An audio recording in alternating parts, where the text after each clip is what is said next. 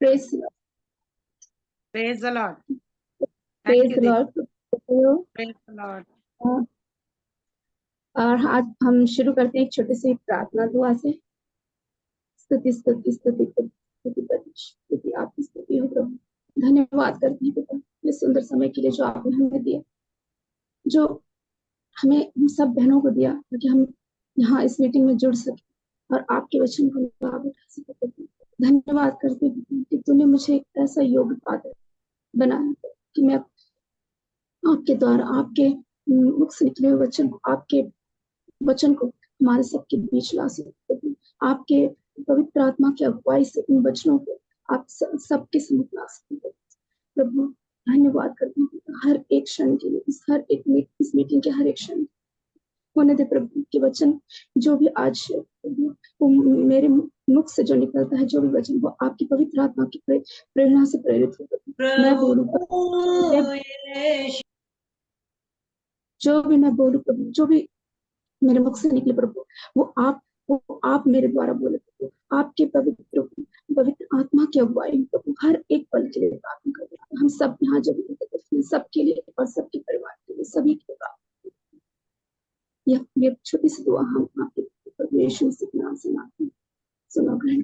आमीन आमीन। 1 minute sister सूजन, 1 मिनट। सिस्टर नलिनी, क्या आप बाइबल के वचन पढ़ के उनको मदद कर पाएंगे? हिंदी में। हिंदी में ठीक है। आप अनम्यूट करिए, आपका अनम्यूट करिए नलिनी। हाँ जी कर दूंगी। हाँ ठीक है, चलिए। तो आज जो वचन जो मुझे दिया गया था वो है जाल का दृष्टांत। हम इन कुछ दिनों में, बहुत दिनों तक एक्चुअली हम पढ़ते आ रहे हैं और समझते आ रहे हैं दृष्टांतों के द्वारा प्रभु हमसे क्या बातें करना चाहते हैं। Praise the Lord. ఈ రోజు నాకు ఇవ్వబడ్డ అంశము అంటే నాకు ఇవ్వబడ్డ ఉపమానం ఏంటిదంటే వల, చేపల వల ఉంటది కదా, అలాంటి వల గురించి చెప్తున్నారు. మనం ఈ యొక్క సమయంలో ప్రతిరోజు కూడా ఉపమానాలే నేర్చుకుంటూ వస్తున్నామండి. तो आज का जो दृष्टांत है वो जाल का दृष्टांत। तो हम देखते हैं इसका किस कौन से वो परिस्थितियां थी जब प्रभु ने लोगों को लोग जहां भी जाते थे प्रभु वहां लोग एकत्रित हो जाते थे, भीड़ एकत्रित हो जाती थी, हमने पाया है। तो प्रभु ने उन भीड़ से, उन लोगों से वहां पे कई लोग अनपढ़ थे, कई लोग मछुआरे, ऐसे साधारण लोग। तो साधारण लोगों को किस तरीके से प्रभु ने वचनों के द्वारा, अपने दृष्टांतों के द्वारा एक सीख दी, ये हम देख रहे हैं यहाँ पे। Praise the Lord. మరి యేసు ప్రభు ఎక్కడ వెళ్ళినా కూడా ప్రియ దేవుని బిడ్డలారా ఆయన ప్రజల సమూహము వెంబడించేది. ఆ ప్రజలు గుంపులుగా వారితో ఉండేవారు.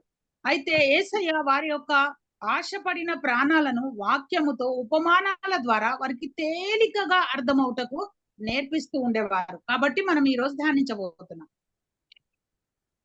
तो ये जो दृष्टांत है ये हम जो मत्ती के 13 का में है, और ये जो दृष्टांत है इसमें हम देखते हैं ये आज का जाल का दृष्टांत 7वां दृष्टांत है, वो आखिरी दृष्टांत है जो मत्ती 13 में हमारे बीच में प्रभु हम इस सुसमाचार में प्रभु हमसे बातें कर रहे हैं। वो 7वां दृष्टांत है और आखिरी दृष्टांत। इस दृष्टांत में बोले ఈ యొక్క మత్తయి సువార్త 13వ అధ్యాయంలో 7వ ఉపమానం అండి. ఈ ఉపమానాలలో ఇది 7వ ఉపమానము. ఈ 13వ అధ్యాయంలో ఇది చివరిగా మనం చూస్తూ ఉన్నాం. కాబట్టి దాని గురించి మనం ఈ యొక్క వల గురించి నేర్చుకోబోతున్నాం. तो मत्ती 13 की दृष्टांत की शुरुआत कैसे होती है? वो होती है, हम देखते हैं कि वो पैराबल ऑफ सोअर, बीज बोने वाले के दृष्टांत से मत्ती 13 की शुरुआत होती है और इसके अंत होता है जाल का दृष्टांत। तो इन दृष्टांत से प्रभु हम बातें कर रहे लोगों, उन एकत्रित लोगों से किस तरीके से स्वर्ग राज होना चाहिए, स्वर्ग राज कैसा स्थापना होता है, स्वर्ग राज में कौन कौन इसमें उसके अधिकारी होते हैं, और स्वर्ग राज किस तरीके से हमारे संसार में फलता है फूलता है, और उसका अंतिम दिनों में, जैसे सबका हम भी जब कोई परीक्षा पढ़ते हैं, कोई पढ़ाई भी करते हैं, अध्ययन भी करते हैं, तो उसका आखिरी में हर चीज का एक अंतिम परीक्षा होता है। उसी प्रकार स्वर्ग राज्य में जो भी लोग जुड़ते हैं, जो भी प्रभु में आते हैं, उन आखिरी दिनों में उनका अंतिम न्याय होता है। तो ये मत्ती 13 में वही एक दृष्टांतों में से प्रभु ने बताया है। Praise the Lord. सिस्टर सूजन, या ट्रांसलेशन है तो इसीलिए आपको उतना ही बोलना है ताकि ट्रांसलेटर सुन के उसको ट्रांसलेट करे। बहुत बड़ा पैराग्राफ मत बोलिए। नहीं, अच्छा हाँ, कोई बात नहीं, मैं कोई कर बात- लूंगी। चलो మత్తయి సువార్త 13వ అధ్యాయము ఉపమానము విత్తనాలు విత్తేవాని ఉపమానముతో ప్రారంభమవుతది. అది ఎండ్ అవుతది వల అనే ఉపమానంతో అయిపోతది అన్నట్టు. అయితే ఇందులో ముఖ్యంగా పరలోక రాజ్యము ఎలా ఉంటది, పరలోక రాజ్యానికి ఎవరు వారసులు అవుతారు, పరలోక రాజ్యం యొక్క పద్ధతులు ఎలాగున్నాయి, పనితీరు ఎలాగుంది, ఇవన్నీ కూడా ఈ ఉపమానాల ద్వారా యేసు ప్రభు మనకు నేర్పిస్తూ ఉంటున్నారండి. కాబట్టి మొదటిది విత్తనాలు విత్తేవారి ఉపమానము, చివరిది వాళ్ళ ఉపమానం 13వ అధ్యాయంలో ఉంది. उसमें हमें प्रभु ने बताया अंतिम दिनों में, जगत के अंत में किस तरीके से इस विषय में कहा है, इस दृष्टांत में, कि कैसे दुष्ट और धर्मी जन को अंतिम दिनों में अलग किया जाएगा और दुष्ट जन का उनके साथ क्या किया जाएगा, उनको किस प्रकार का दंड दिया जाएगा, ये प्रभु ने इस दृष्टांत में कहा। ఈ ఉపమానంలో చూసినట్లయితేనండి, మరి ముఖ్యంగా దేవుడు అంత్య దినములో మంచి వారిని చెడు వారిని ఎలా వేరుపరుస్తారు, మరి చెడు వారికి ఏమేమి శిక్షలు వేయబడతాయి అనేది వారు చెప్తున్నారండి. కాబట్టి ఇందులో మనము తెలుసుకోబోతున్నాం ఇప్పుడు అవే విషయాలు. కాబట్టి ధ్యానపూర్వకంగా అందరం ఇందామండి. Praise the lord.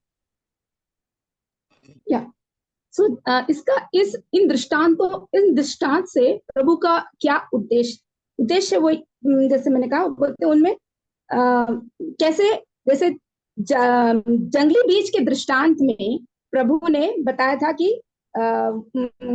विश्वासी लोगों के साथ क्या होगा, कैसे विश्वासी लोग आएंगे, विश्वासी लोगों के साथ क्या होगा, वो कैसे जुड़ पाएंगे राज्य में। और जाल के दृष्टांत में प्रभु बताते हैं कि अविश्वासियों के साथ क्या होगा। ఇక్కడ గురుగులు గురించి, మరి గోధుమలు గురుగులు, మంచి విత్తనాలు చెడు విత్తనాలు అని హిందీలో ఉంది, కానీ గోధుమలు గురుగులు. మనం ఆ గురుగుల గురించి చూసినప్పుడు గురుగుల పరిస్థితి ఏమవుతుంది అనేది అక్కడ తెలియబడ్డట్టుగా ఇక్కడ కూడా చెడు వ్యక్తులకు ఏమేం తీర్పులు ఉన్నాయి అనేది కూడా ఈ యొక్క వల అనే ఉపమానంలో మనం నేర్చుకోబోతున్నాం. तो हम वचन पे जाएंगे। मत्ती, हम सब लेते हैं मत्ती 13 का 47 से 50। ओके, तो क्या हिंदी में पढ़ेंगे तेलुगु में? हिंदी में पढ़ेंगे नलिनी सिस्टर, कि मैं पढ़ूं? मैं भी पढ़ सकती हूँ। अनम्यूट करो, अनम्यूट नलिनी, अनम्यूट। मेरी आवाज इधर। ओके, मैं पढ़ू ना? पढ़ रही है। हाँ। फिर स्वर्ग का राज्य उस बड़े जाल के समान है जो समुद्र में डाला गया और हर प्रकार की मछलियों को समेट लाया। और जब जाल भर गया तो मछुए उसको किनारे पर खींच लाए और बैठकर अच्छी तो बर्तनों में इकट्ठा की और निकम्मी फेंक दी। जगत के अंत में ऐसा ही होगा। स्वर्गदूत आकर दुष्टों को धर्मियों से अलग करेंगे और उन्हें आग के कुंड में डालेंगे जहां रोना और दांत पीसना होगा। आमेन। తెలుగు में भी पढ़ देती हूँ. తెలుగులో చదువుతున్నాను. మత్తయి సువార్త 13వ అధ్యాయము 47వ వచనం నుండి మరి చదువుతున్నానండి. చూడండి దయచేసి, మీరందరూ కూడా బైబిల్ తెరిచి పెట్టుకోండి. మరియు పరలోక రాజ్యము సముద్రంలో వేయబడిన నానా విధములైన చేపలను పట్టిన వలను పోలి ఉన్నది. అది నిండినప్పుడు దానిని దరికి లాగి కూర్చుండి మంచి వాటిని గంపలలో చేర్చి చెడ్డ వాటిని బయట పారవేయుదురు. అలాగే యుగ సమాప్తి అందు జరుగును. దేవదూతలు వచ్చి నీతిమంతులలో నుండి దుష్టులను వేరుపరిచి వీరిని అగ్ని గుండంలో పడవేయుదురు. అక్కడ ఏడుపును పండ్లు కొరుకుటయును ఉండును.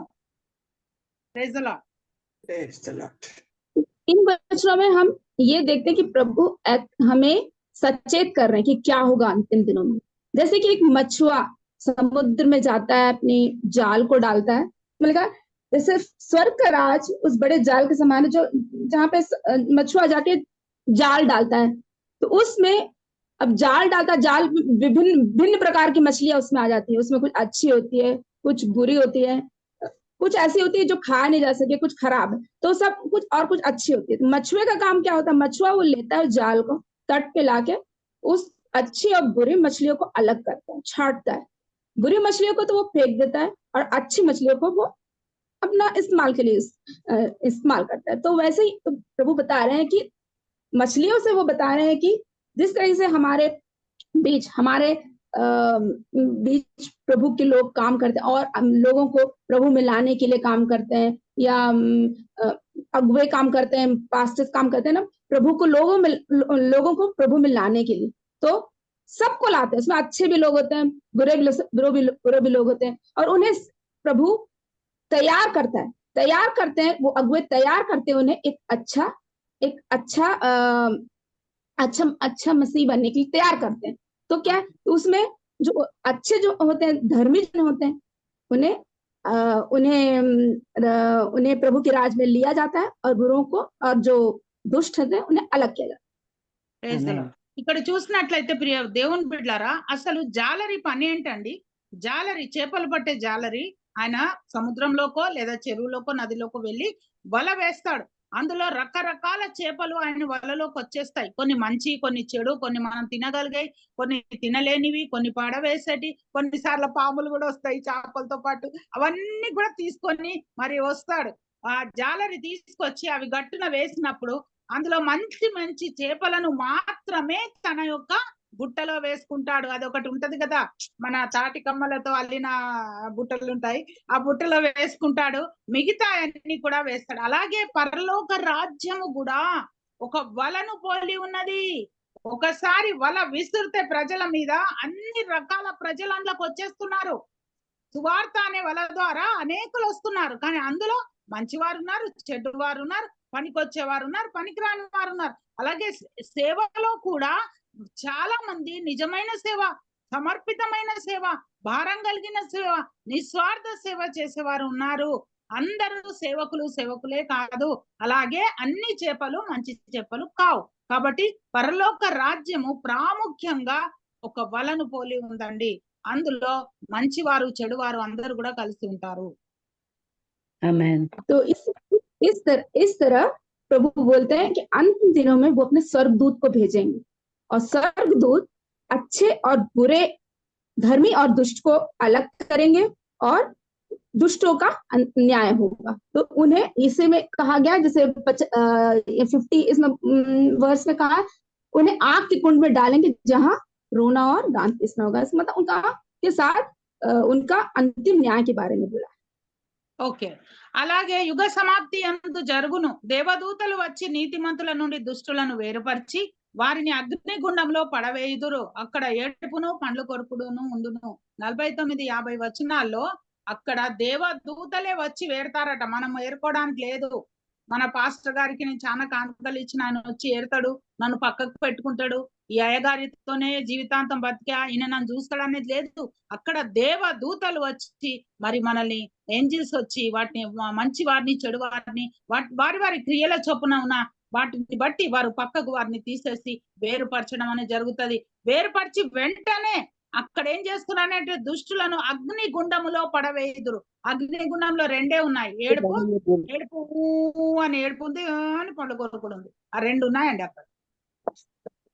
तो अब हम तीसरे पॉइंट में जाते हैं। इसमें क्या है कि कहानी इस दृष्टांत में जो है कौन कौन से पात्र हैं, उनकी भूमिका क्या है, और उन्हें किस चीज से सादृश्य होता है। तो क्या इसमें पहले प्रभु ने क्या बोला है, जाल के बारे में। जाल, तो जाल एक पात्र है। ఈ యొక్క ఉపమానంలో చూసినట్లయితే ఇందులో ఉన్న పాత్రలేంటి, అసలు ఇందులో ఉన్న విషయాలు ఏంటి, ప్రభు దేని గురించి మనకు చూపించి సాదృశ్యంగా చెప్పారు అంటే, మొట్టమొదటిగా వలను గురించి మాట్లాడుతున్నాం.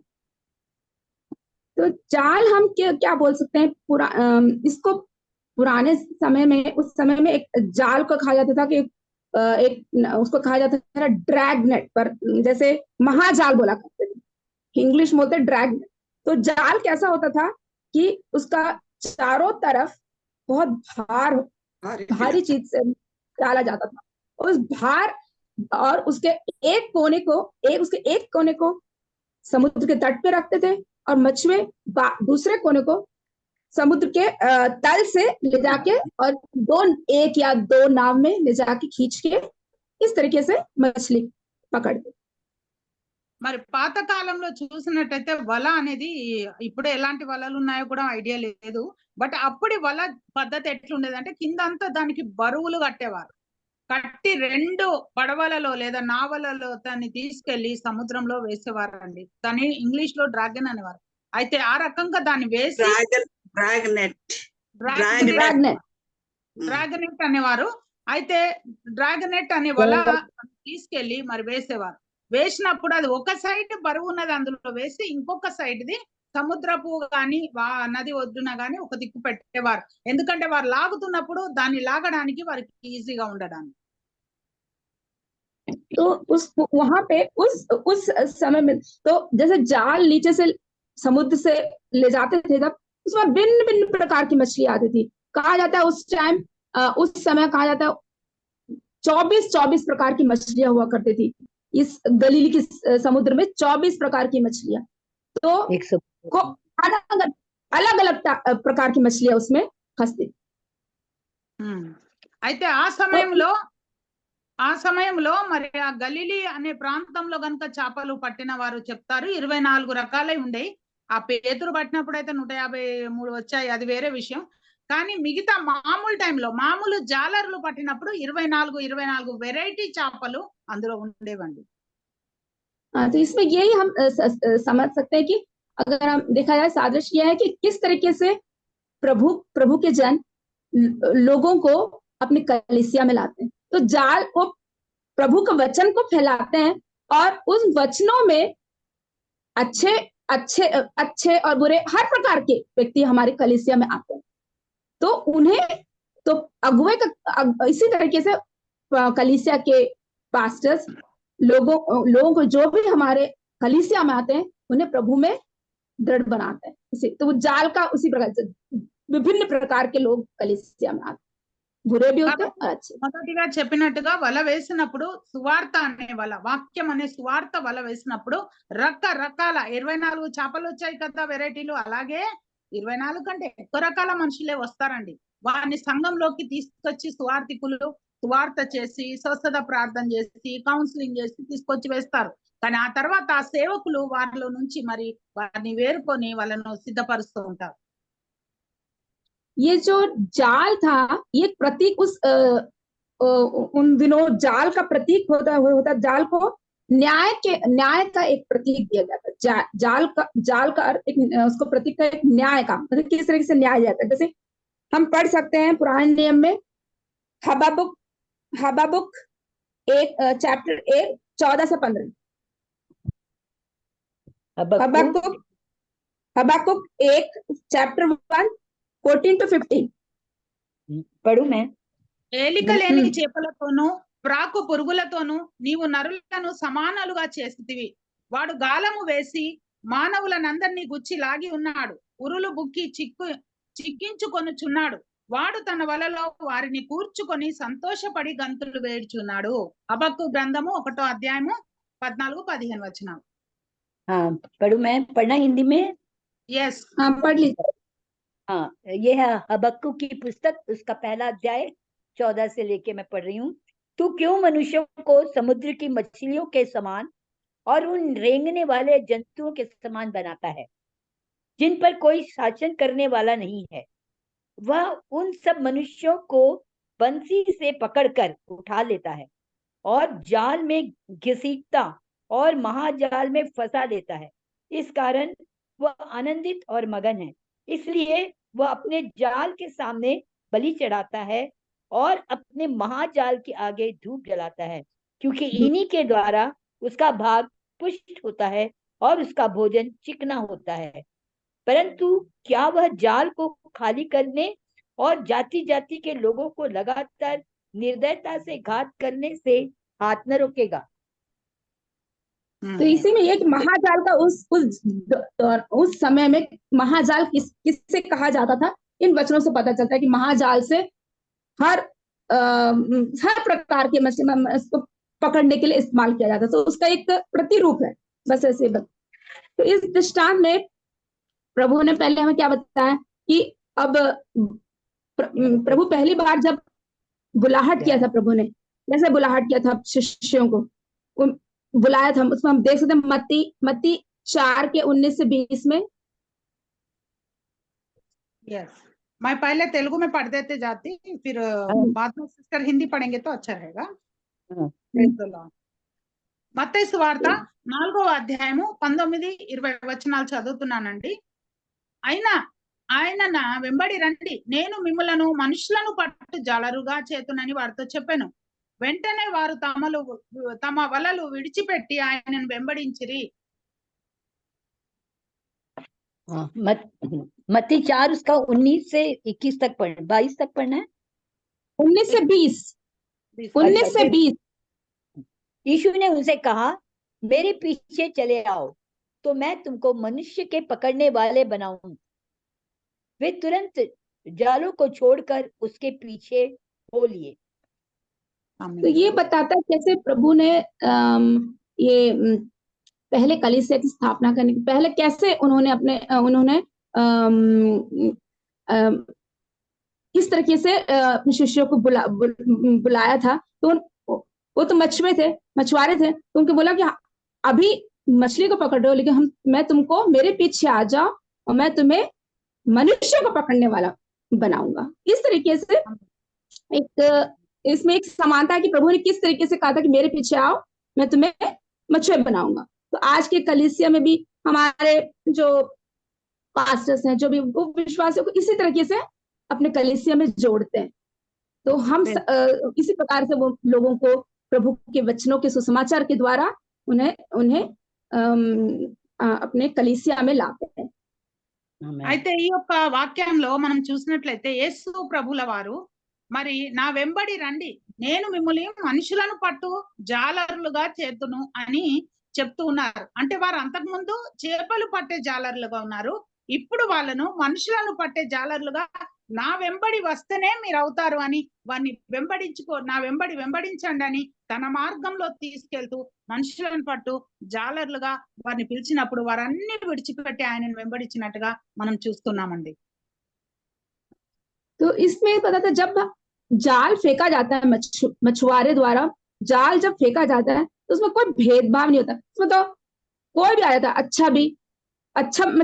अच्छी मछलियां भी आती है और बुरी भी आती है। उसमें तो इस तरीके से संसार के अंत में इसी तरीके से न्याय के सिंहासन के सामने प्रभु कह रहे हैं कि कोई पक्षपात नहीं होगा, सभी को इस न्याय के सिंहासन के सामने आना है। ఆమేన్. కాబట్టి ప్రియ దేవుని బిడ్డలారా, వల ఏ విధంగా అయితే విసిరబడుతుందో ఈ యొక్క లోకం అనే సముద్రంలో మరి రకరకాల ప్రజలు ఉన్నారు, అలాగే సముద్రంలో రకరకాల చేపలు ఉన్నాయి. అన్ని వలలోకి వచ్చినట్టు ఈ మనుషులు కూడా అందరూ వస్తారు, సంఘంలోకి రావచ్చు, సహవాసంలోకి రావచ్చు. కానీ తీర్పు దినంన యేసు ప్రభు పక్షపాతము చూపే దేవుడు కాదు. వారందరికీ తగిన రీతిలో అందరికి ఒకే న్యాయం కూడా ఒకటే సూర్యుడు ఒకటే వర్షం ఉన్నట్టుగా న్యాయము తీర్పు కూడా ఒక్కటే ఉంటదండి. అందరికీ కూడా ఆయన తీర్పు తీర్చడంలో ఎక్కడ కూడా ఆయన పక్షపాతము చూపడు.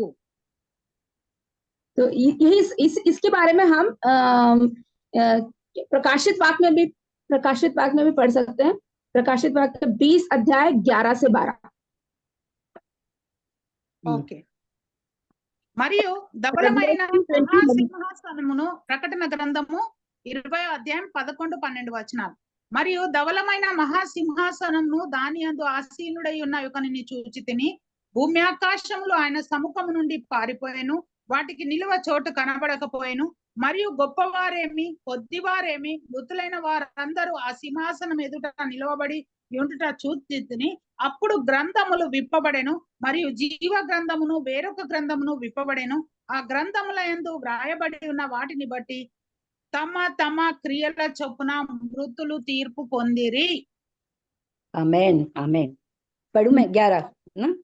या 11 प्रकाशित वाक्य उसका 20वां अध्याय है, हाँ। 11 और 12। फिर मैंने एक बड़ा श्वेत सिंहासन और उसको जो उस पर बैठा हुआ है देखा। उसके सामने से पृथ्वी और आकाश भाग गए और उनके लिए जगह न मिली। फिर मैंने छोटे बड़े सब मरे हुओं को सिंहासन के सामने खड़े हुए देखा और पुस्तकें खोली गई। और फिर एक पुस्तक खोली गई, अर्थात जीवन की पुस्तक, और जैसा उन पुस्तकों में लिखा हुआ था वैसे ही उनके कामों के अनुसार मरे हुओं का न्याय किया गया। आमीन। आमीन। तो यहाँ मरे हुए कौन है? मरे हुए कौन है? मरे हुए का न्याय किया गया। तो हम देख सकते हैं मरे हुए मतलब आत्मिक रूप से मरे हुए, मरे हुए कि बोले आत्मिक रूप से हम मरे हुए, उन सबका न्याय हुआ। तो इसी तरीके से जो आत्मिक रूप से मरे हुए हैं वो स्वर्गराज, वो दुष्ट है, वो स्वर्गराज में नहीं जा सकते, और वो उनका न्याय जो भी होगा वो जैसे मत्ती 13 के 50 वर्ष में कहा गया था, उनका न्याय किया जाएगा। तो प्रभु ये बता रहे हैं इससे, इन वाक्यों से प्रभु बता रहे अभी वो पढ़ना है क्या, मत्ती का 13 का 50? नहीं, मैंने ऐसे ही बोला, वो पढ़ लिया। ఓకే. సో ఇక్కడ చూసినట్లయితే ప్రియ దేవుని బిడ్డలారా, మృతులు వారి వారి క్రియల చొప్పున తీర్పు పొందురు అంటే సిస్టర్ గారు అంటున్నారు. మృతులు అంటే చచ్చిపోయిన శవాలకు అక్కడ తీర్పు లేదండి. ఆత్మీయకంగా చనిపోయిన వారం, ఆత్మీయ క్రియలు చేయకుండా శారీరక క్రియలు చేసి శరీరం అయితే ఇక్కడే వెళ్ళిపోతుంది, అక్కడ తీర్పు అనేది ఉంది. కాబట్టి తీర్పు, ఈ మృతులు అంటే ఎవరంటే ఆత్మీయకంగా చచ్చిపోయిన స్థితిలో ఉన్న వారికి, ప్రతి ఒక్కరికి వారి వారి క్రియల చొప్పున తీర్పు దొరుకుతుందండి అక్కడ. तो हम तो जैसे हम पढ़ते हैं तो दूसरा पात्र क्या है? मछुए। यहाँ प्रभु बता रहे हैं जैसे दो प्रकार के मछुओं के बारे में बताया। एक तो प्रभु बता रहे हैं जैसे कलीसिया में कौन मछुए हैं, जैसे मछुए जाके जाल फैलाते हैं और मछलियां लाते हैं। वैसे कलीसिया के लिए हम जो भी मसीह के लोग, जो भी हम अगुए, जो भी हम प्रभु के लिए वचन लोगों के समक्ष ला रहे हैं, हम उनको, वो भी एक मछुए हैं जो लोगों को कलीसिया में लाते हैं। तो वो ఇప్పుడు మొదటిగా సూజన్ సిస్టర్ గారు వాళ్ళ గురించి చెప్పారు. రెండవదిగా ఇప్పుడు జాలర్ల గురించి చెప్తున్నారు. సంఘంలో జాలరులు అంటే ఎవరండి? సువార్త చేసేవారు. అలాగే జాలరులు అంటే వాళ్ళు సువార్థికులై ఉండొచ్చు, విశ్వాసుల్లో చాలా మంది చక్కటి సువార్త చేస్తారు, వారై ఉండొచ్చు, వ్యక్తిగత సువార్త చేస్తారు, వారై ఉండొచ్చు, ప్రార్థన చేసి ఆత్మలను నడిపిస్తారు, వారై ఉండొచ్చు. వీరందరూ కూడా చక్కటి జాలరులై ఉన్నారండి సంఘానికి. వీరెళ్ళి వారి వలలు వేసి ప్రజలను తీసుకొని వస్తారండి.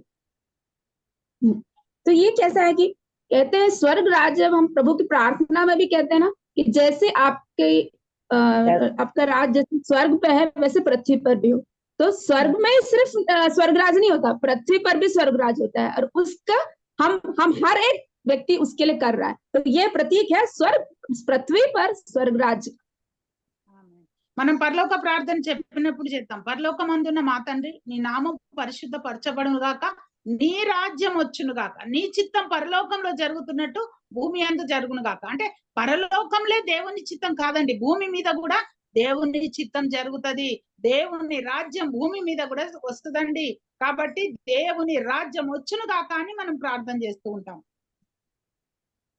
और दूसरा जो महत्वपूर्ण समानता प्रभु ने इसमें दृष्टांत से बताया वो क्या है कि जैसे हम पढ़ते हैं, प्रभु ने कहा उसी प्रकार स्वर्गदूतों को भेजेंगे, जैसे मछुए करते हैं वैसे स्वर्गदूतों को अंतिम दिनों में वो भेजेंगे। स्वर्गदूत भी एक प्रकार के मछुए हैं, तो वो उनको अंतिम न्याय के वक्त स्वर्गदूत को भेजेंगे जो कि धर्मी को दुष्ट से अलग करेंगे।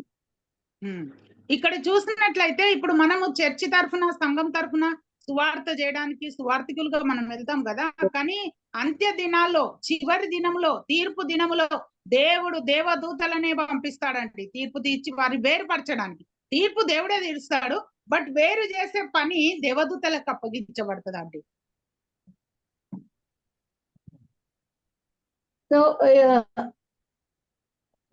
तो इसी प्रकार हम एक पढ़ने के वैसे अब आप नोट करके लिख लीजिए, जरूरी नहीं है पढ़ना।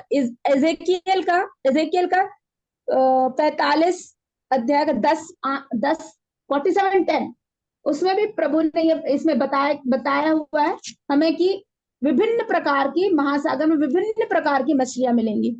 तो आप बाद में पढ़ सकते हैं। హెచ్కేల్ గ్రంథము 47వ అధ్యాయం 10వ వచనం మీరు రాసుకోండి, ఇది తర్వాత చదువుకోండి. అక్కడ ఈ విధంగా రాయబడి ఉంది, వివిధ రకములైన చేపలు మీకు దొరుకుతాయి అని. तो यहाँ पर अब देखेंगे कि यहाँ पे जंगली बीज का दृष्टांत और इस जाल के दृष्टांत में कुछ समानता है। वो क्या है कि वहां पे क्या बताया कि अच्छे और जंगली बीज को किस तरीके से, अच्छे बीज के बीच जंगली बीज फलता है। जैसे कि कलीसिया, अच्छे के बीच हमारे में अच्छे भी होते हैं, बुरे भी होते हैं कलीसिया में। మనము ఇప్పుడు ఇంతకు ముందు చూసిన ఉపమానాలలో గోధుమలు గురుగులు యొక్క ఉపమానం విన్నాం. గోధుమలలోనే గురుగులు కూడా మొలుస్తాయి, అందులో మంచి విత్తనాలు చెడు విత్తనాలు, కాబట్టి అవి రెండు కూడా ఉన్నట్టుగా మరి ప్రతి ప్రాంతంలో కూడా మంచి చెడు రెండు కలిసే ఉంటాయండి. लेकिन एक चीज है कि दोनों दृष्टांतों में प्रभु ने अच्छे और बुरे को अलग करने की बात करी, अच्छाई को बुराई से अलग। ఈ రెండు ఉపమానాల్లో కూడా మంచిని చెడును దేవుడు వేరుపరుస్తాను అన్నాడు, వేరుపరిచాడు. तो जब और ये बात है कि हम देख सकते हैं कि जब जाल फेंका जाता है, अंतिम दिनों के बारे में प्रभु बता रहे, अंतिम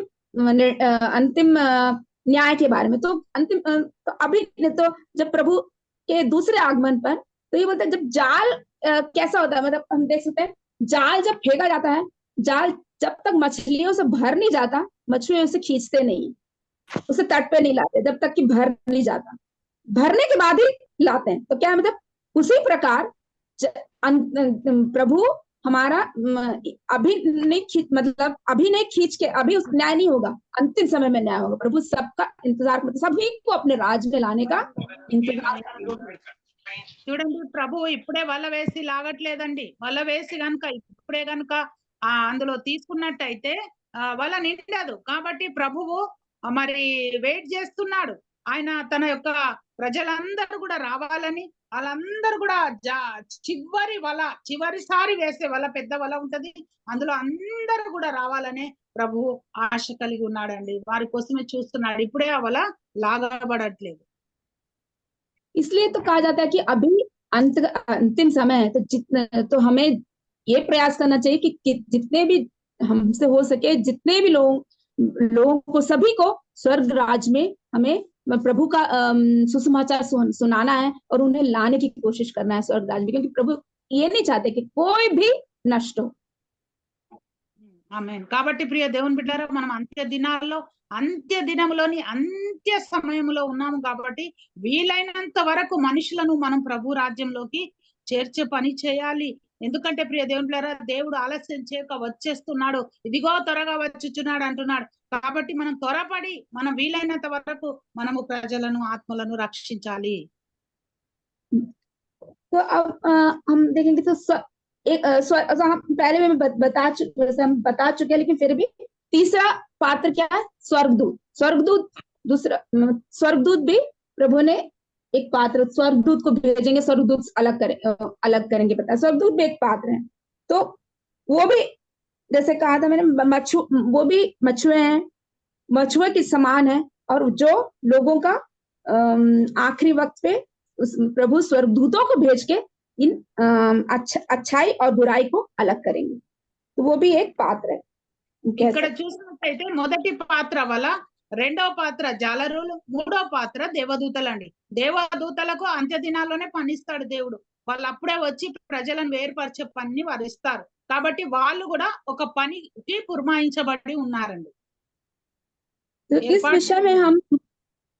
विषय में हम पढ़ सकते हैं मत्ती के 25:31-33, मत्ती के 25 अध्याय में 31 से 33। ఓకే, 31 ना 25, Matthew 25:31-33। అప్పుడు యేసు పడు వారిని చూచి, ఈ రాత్రి మీరందరూ నా విషయమై అభ్యంతర పడెదరు. ఏలయనగా గొర్రెల కాపరిని కొట్టుదును, మందలోని గొర్రెలు చెదిరిపోవును అని వ్రాయబడి ఉన్నది కదా.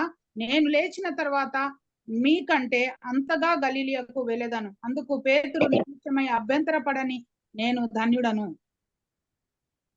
आमेन आमेन। पढ़ना है इसमें हाँ Yes. हाँ हाँ मत्ती उसका 25वां अध्याय 31 से लेके 32 तक ना। 33 31 to 33। 33 okay thank you. जब मनुष्य का पुत्र अपनी महिमा में आएगा और सब स्वदूत उसके साथ आएंगे तो वह अपनी महिमा के सिंहासन पर विराजमान होगा और आमीन। सब जातियां उसके सामने इकट्ठा हो जाएंगी, इकट्ठा की जाएंगी। महिमा के सिंहासन पर विराजमान होगा और सब जातियां उसके सामने इकट्ठा की जाएगी। और जैसे चरवाहा भेड़ों को बकरियों से अलग कर देता है वैसे ही वह भी उन्हें एक दूसरे से अलग करेगा। वह भेड़ों को अपनी दाहिनी ओर और बकरियों को अपनी बाईं ओर खड़ा करेगा। आमीन ఆమేన్। मैं फिर पढ़ देती हूँ। మత్తయి సువార్త 25వ అధ్యాయము 31 నుండి 33 వరకు చదువుతున్నాను. తన మహిమతో మనుష్య కుమారుడు ఆయనతో కూడా సమస్త దూతలను వచ్చినప్పుడు ఆయన తన మహిమగల సింహాసనము మీద ఆసీనుడై ఉండును. అప్పుడు సమస్త జనములు ఆయన ఎదుట పోగు చేయబడుదురు. గొల్లవాడు మేకలలో నుండి గొర్రెలను వేరుపరచినట్లు ఆయన వారిని వేరుపరచి తన కుడివైపున గొర్రెలను ఎడమ వైపున మేకలను నిలువబెట్టును. ఆమేన్ ఆమేన్। థ్యాంక్ యూ డాక్టర్ మేడం तो इस विषय में आगे हमें ये भी बताया प्रभु ने कि स्वर्गदूत उन दुष्ट को धर्मीशाला करेंगे और दुष्ट को अग्निकुंड में डालेंगे जहाँ पे रोना और दांत पीसना होगा। इस विषय में हम प्रकाशित वाक्य के 20 अध्याय में 14 से 15 में भी पढ़ सकते हैं। ప్రకటన గ్రంథము 20వ అధ్యాయము 14-15 వచనాలు చదువుదామండి. మరణమును మృతుల లోకమును అగ్నిగుండములో పడవేయబడెను. ఈ అగ్నిగుండము రెండవ మరణము. ఎవని పేరైనను జీవ గ్రంథమందు వ్రాయబడినట్టు కనబడని ఎడల వాడు అగ్నిగుండములో వేయబడను. आमीन। 20 अध्याय की कौन सी वर्सेस पढ़नी है सिस्टर? 14-15 14 to 15 14 and 15 okay. प्रकाशित वाक्य उसका 20वां अध्याय 14 और 15 आयत। मृत्यु और अधोलोक आग की झील में डाले गए। यह आग की झील दूसरी मृत्यु है और जिस किसी का नाम जीवन की पुस्तक में लिखा हुआ न मिला वह आग की झील में डाला जाएगा। आमीन। तो इससे पढ़ के हमें ये पता चलता है कि पहली मृत्यु तो पृथ्वी पर होती है लेकिन उससे भी भयंकर जो होगा वो तो ये अग्नि झील में, क्योंकि हमें इतना अपने आप को तैयार करना है कि हम उस दूसरी अग्नि कुंड में ना हमें डाला ना जाए, क्योंकि वो बहुत ही भयंकर है, यहाँ की मृत्यु से भी भयंकर है। इसलिए प्रभु हमें सचेत कर रहे हैं कि किस तरीके से हमें तैयार होना है उस अंतिम न्याय के दिन के। ఈ రెండు వాక్యాల ద్వారా మనకు ఏం అర్థమవుతుందంటే ఇక్కడ మరణం అనేది ఉంది. ఆ మొదటి మరణం కంటే రెండవ మరణం మహాభయంకరంగా ఉంది. ఆ భయంకరమైన మరణమును మనం అగ్ని గంధకంతో మండే గుండంలో పాలు పొందుతాం. అగ్ని భయంకరమైంది కాబట్టి మనల్ని మనం సిద్ధపరచుకోవాలి. ఏంటంటే అగ్ని గంధకాల్లోకి నరకానికి వెళ్లకుండా మనల్ని మనం ఈ భూలోకంలోనే సిద్ధపరచుకోవాలి. तो अब इन दृष्टांत के द्वारा हमें क्या आत्मिक और नैतिक शिक्षा मिलती है?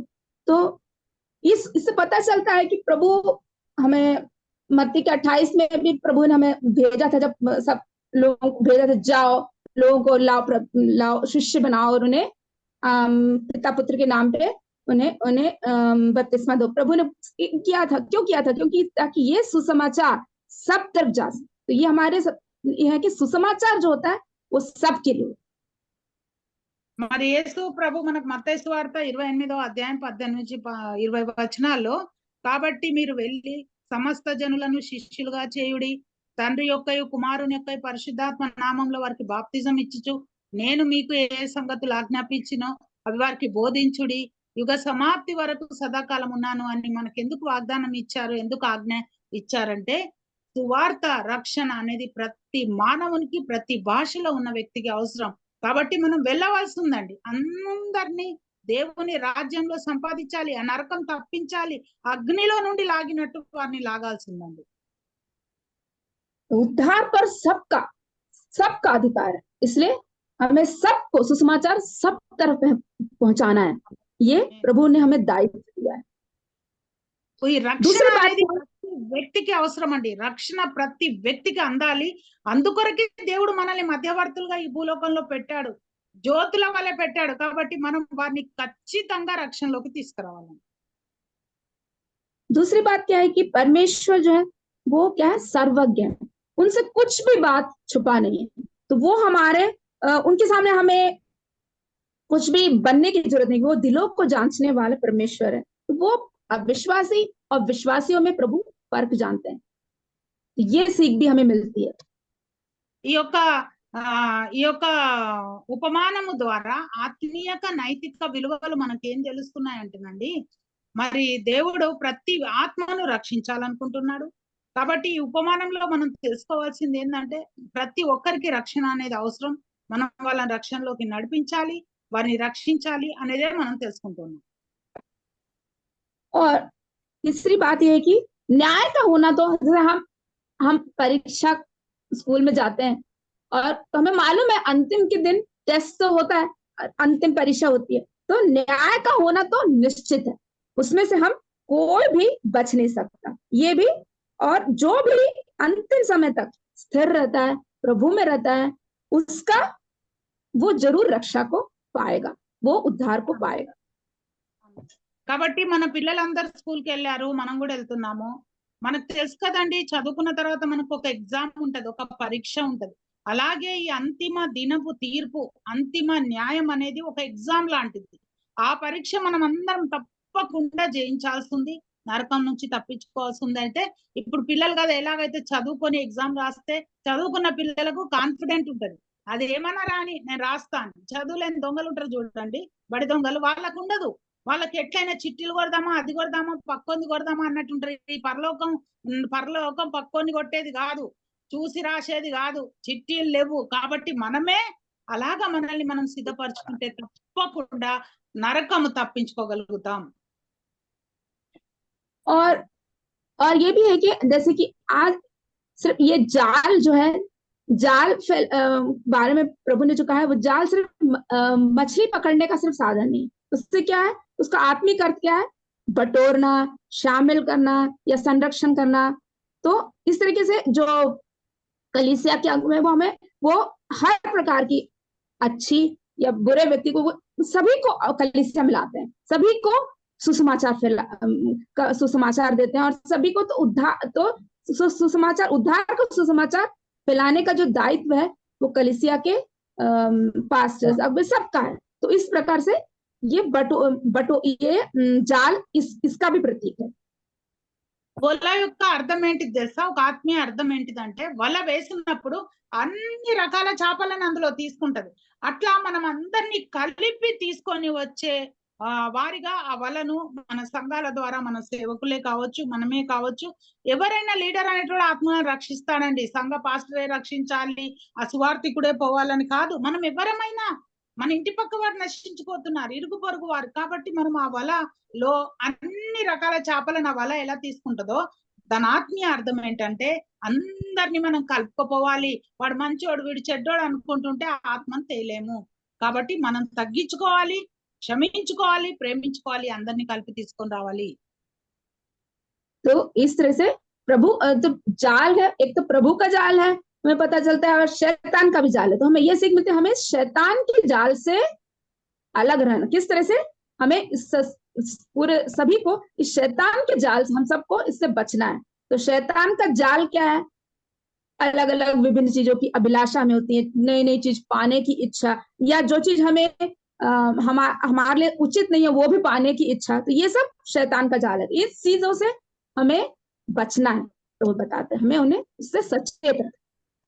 ఆమేన్. ఇక్కడ 2 రకాల వలలు ఉన్నాయండి. ఒకటి దేవుడు ఇచ్చే వల, రెండవది వల అపవాదిది కూడా ఉంది. అపవాది ఇప్పుడు దేవుడి వల అంటే మనం చూసాము, అది కేవలం ఆత్మలను తీసుకొచ్చడానికే ఉపయోగపడుతుంది. దేనికంటే రేపు తీర్పు దినమున మంచి చెడు వేరు చేసి న్యాయం తీర్చడం. కానీ అపవాది వల్ల అది ఏ క్షణమైనా నీకు వలలేస్తూనే ఉంటది.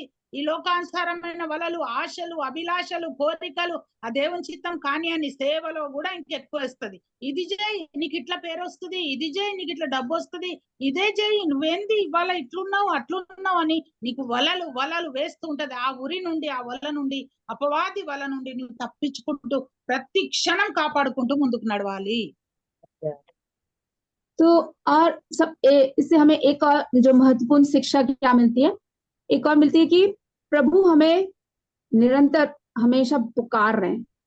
वो कोई जैसे माता पिता कभी नहीं चाहेंगे कि उनका कोई भी बच्चा नष्ट हो या वो गलत राह पे जाए। तो हमारे जब सांसारिक माता पिता ये नहीं चाहते, तो कैसे जब हम नहीं चाहते हैं, तो उससे भी बढ़कर है हमारे प्रभु, तो जिन्होंने हमें हमारे सांसारिक माता पिता दिए हैं, तो वो भी नहीं चाहते कि कोई भी नष्ट हो। वो निरंतर पुकार रहे हैं, वो कह रहे हैं कि हम पश्चाताप करें, मन फिराएं और जांचें कि क्या है, क्या सही है, और राज के पुत्र में हमें बनने का क्या क्या, हमें कैसे हम उसमें जुड़ सकते हैं, तो हम कैसे राज्य में आ सकते हैं, ये सब చూడండి ప్రియ దేవుని బిడ్డలారా, ప్రభువు మనల్ని పిలుస్తూ ఉన్నాడు, మనల్ని ఆహ్వానిస్తూ ఉన్నాడు. ఎప్పటికీ కూడా మీరు రండి నా కుమారులారా, నా కుమార్తెలారా, నా బిడ్డలారా, నా వారసులారా అని ప్రభువు మనల్ని ఎల్లప్పుడూ పిలుస్తున్నాడు. మన పిల్లల్ని కదా మనం తప్పుదారిలో పోతుంటే వద్దు బిడ్డ అట్లా వెళ్ళకు అని గద్దిస్తాం, ప్రేమిస్తాం, బుద్ధి చెప్తాం, భయపెడతాం, ఏదో రకంగా పిలిచినట్టుగా ప్రభు మనల్ని పిలుస్తూ ఉన్నాడండి. కాబట్టి ప్రభు పిలిచిన పిలుపును మనం విని లోబడాలి, సమర్పించుకోవాలి, ఆయన సన్నిధికి మనం చేరాలండి.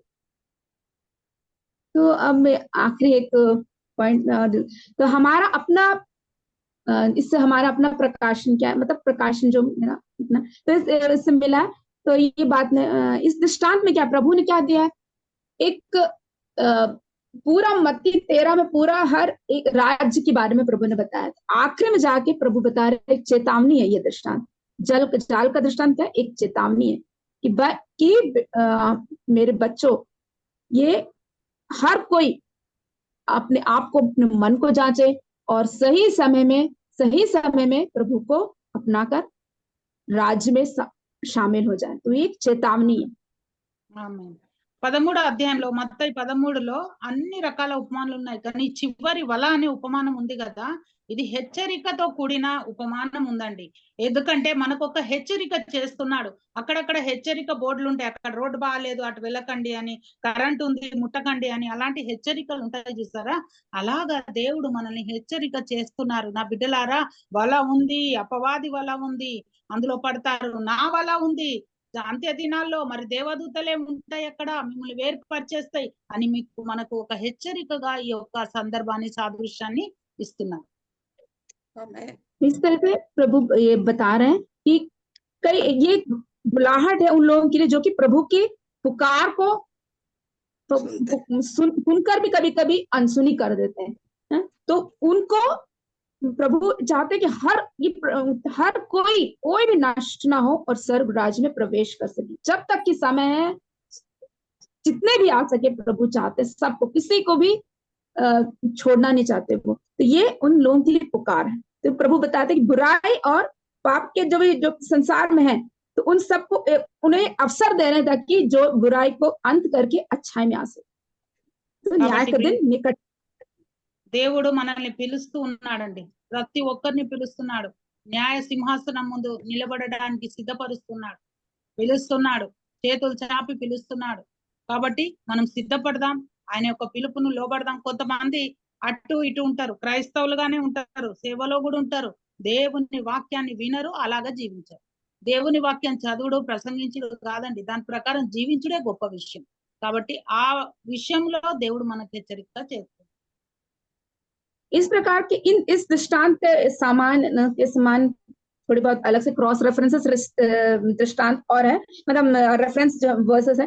एक तो प्रभु ने बताया, हम सब जानते हैं, मत्ती का 25:1-4 जो दृष्टांत है, 10 कुंवारियों का, उसमें भी प्रभु ये बता रहे हैं कि जो प्रभु के राज समय पर जाकर इंतजार कर, वो सोते नहीं है, वो प्रभु के राज में आ जाते हैं। और जो ध्यान नहीं देते और क्या बोलते उसको, सचेत नहीं होते, वो प्रभु के राज में नहीं आ पाते। उसका एक उसको समझाने के लिए प्रभु ने 10 कुमारियों का दृष्टांत बताया था। और एक दूसरा वचन भी हम ले सकते हैं जो यूहन्ना का 15:2 और 6 में, उसमें प्रभु क्या बता रहे हैं, जो डाली मुझ में है और नहीं फलती वो क्या करते हैं, काट डालते हैं, और जो फलती है उसे वो छांटते हैं और ताकि और उसे और वो और फले देखते। तो हम वो पढ़ सकते हैं యూహన్నా के 15:2 और 6। ఇక్కడ చూసినట్లయితే ప్రియ దేవుని బిడ్డలారా, మరి దేవుడు మనకు హెచ్చరిక చేసే వచనాలు కూడా కొన్ని మనము చూపిస్తున్నారు సిస్టర్ గారు. మత్తయి సువార్త 25:1-5 వచనాల్లో అక్కడ 10 మంది కన్యకల గురించి చూపిస్తున్నారు. 10 మంది కన్యకల్లో 5 బుద్ధి లేని కన్యకలు, 5 బుద్ధున్న కన్యకలు ఉంటే, 5గురు ఎవరైతే మెలకువగా ఉన్నారో, నూనెను కూడా సిద్ధపరచుకొని అన్ని రెడీగా ఉన్నారో వారే వెళ్ళారు. కాబట్టి మనము బుద్ధి లేని కన్యకల వలె నీవు నూనె లేకుండా నిద్రపోతూ ఉన్నట్లయితే మనం పరలోక రాజ్యంలోకి వెళ్ళలేము. మొదటిది. రెండోది, యోహాను సువార్త 15:1-2 వచనాల్లో, ఏవైతే నిజమైన ద్రాక్షావల్లిని నేను, తీగలు మీరు, ఏవైతే ఫలింపని తీగలను మరి ప్రజలు నరికి వేసి వాటిని కాలబెడతారు, ఫలించేటి మరీ ఫలించాలని చెప్పి దాన్ని మంచిగా చక్కగా దాన్ని సేద్యపరుస్తారు అనే వాక్యం ద్వారా మనం చూస్తున్నాం. ఇవి అవి కోసపడినా మత్తయి का 15, యోహన్నా का 15. నాలో ఫలింపని ప్రతి తీగెను ఆయన తీసి పారవేయును. ఫలించు ప్రతి తీగె మరి ఎక్కువగా ఫలింపవలనని దానిలో सॉरी सिस्टर, मत्ती नहीं, यूहन्ना का 15:2 और 6। हाँ, वही पढ़ रही है वो यूहन्ना का 15 ही पढ़ रही है। कंटिन्यू చేయమ్మా మాధురి. నాలో ఫలింపని ప్రతి తీగెను ఆయన తీసి పారవేయును. ఫలించు ప్రతి తీగె మరి ఎక్కువగా ఫలింపవలనని దానిలోని పనికిరాని తీగలను తీసివేయును. ఎవడైనను నా యందు నిలిచియుండని ఎడల వాడు తీగ వలె బయట పారవేయబడి ఎండిపోవును. మనుష్యులు అట్టి వాటిని పోగు చేసి అగ్నిలో పారవేతురు, అవి కాలిపోవును. 2 से 6 पढ़ना है। 2 से 6 यूहन्ना उसका 15:2 से 6 वर्ष तक। जो डाली मुझ में है और नहीं फलती, उसको मैं काट डालता हूँ, उसे वह काट डालता है, और जो फलती है उसे वो छांटता है ताकि और फले। तुम तो उस वचन के कारण जो मैंने तुमसे कहा है शुद्ध हो। तुम मुझ में बने रहो और मैं तुम में। जैसे डाली यदि दाखलता में बनी न रहे तो अपने आप से नहीं फल सकती, वैसे ही तुम भी यदि मुझ में बने न रहो तो नहीं फल सकते। मैं दाखलता हूँ, तुम मेरी डालियां हो। जो मुझ में बना रहता है और मैं उसमें, वह बहुत फल फलता है, क्योंकि मुझसे अलग होकर तुम कुछ भी नहीं कर सकते। यदि कोई मुझ में बना न रहे तो वह उस डाली के समान है जो फेंक दिया जाता है और सूख जाता है, और लोग उन्हें बटोर कर आग में झोंक देते हैं और वो जल जाती है। इससे पता चलता है कि किस तरीके से प्रभु बता रहे हैं कि उनमें रह के ही हम सही मायने में जीवित रह सकते हैं, और जीवन सिर्फ प्रभु में है, और उनसे अलग होने में हमें सिर्फ मृत्यु मिलती है, और बहुत भारी मृत्यु है। हम सबको उस चीज से अलग उस चीज से समझना है और प्रभु के इन वचनों से सीखना है।